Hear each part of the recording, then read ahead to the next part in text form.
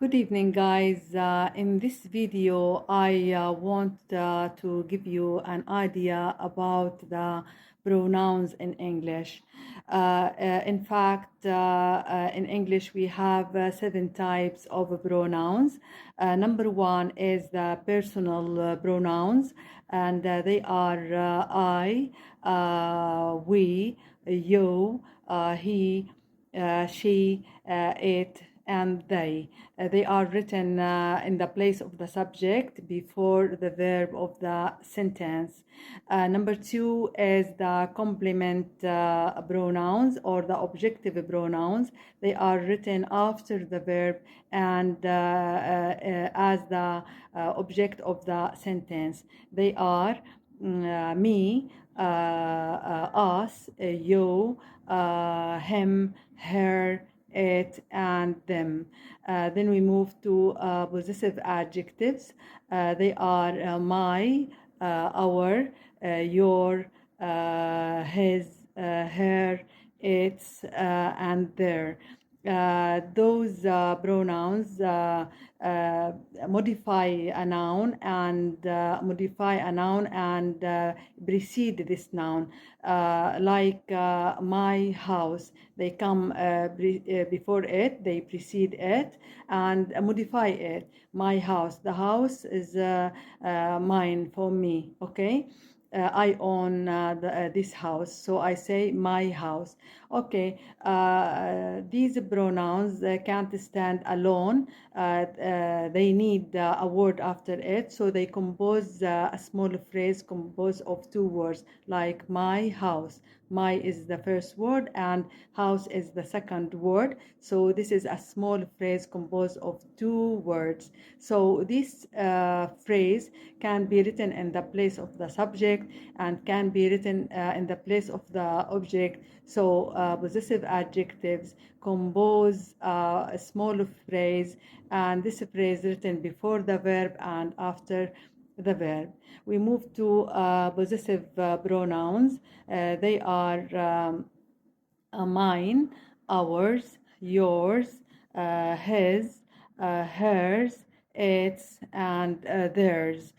These pronouns replace the noun of the noun in the phrase. Instead of saying my house, we say mine. Instead of saying his house, we say his. Instead of saying their houses, we say theirs. So theirs, mine's, ours can be used in the place of the subject before the verb and in the place of the object after the verb. As they are one word, they are different from the possessive adjectives. So there is a difference between possessive adjectives and possessive pronouns. We move to reflexive pronouns. Reflexive pronouns, they are myself, ourselves, yourself or yourselves, himself, herself, itself, and themselves. Okay, these pronouns can be used after the verb and emphasize that the subject of the sentence is the doer of the action and the receiver of the action. Like when we say he bought himself the house. So himself here emphasizes that he is the man who bought the house and he is the man who owns the house. Okay, we move to number 6. They are demonstrative adjectives, and they are 4 in all English.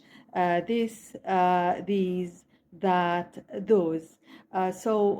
These demonstrative adjectives can't stand alone. They modify a noun and they precede a noun. The same as possessive adjectives. We can say this alone. We say this house. It means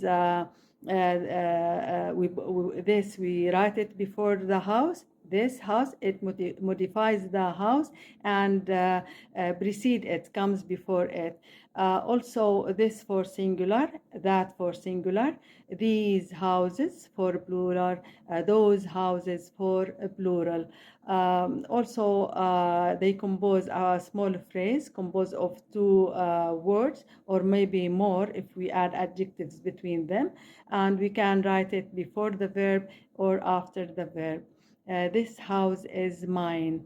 I bought that house. Okay, so in the first sentence, I write them in the place of the subject, and in the second sentence, I write them in the place of object. Then we have finally number 7. Possessive demonstrative pronouns. They are also for, and they are this, these, that, those, but we use them in the sentence alone without a noun after them.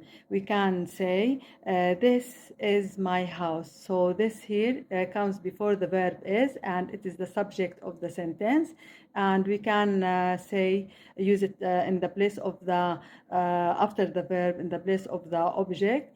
For example, I carried that, or I bought that, or I sold this. So this or that or this, which when it comes after the verb, it means demonstrative pronoun, work as the object of the sentence. Hope you understand what I explained to you, because this topic is very important, especially for beginners. Thank you and good luck. Bye bye.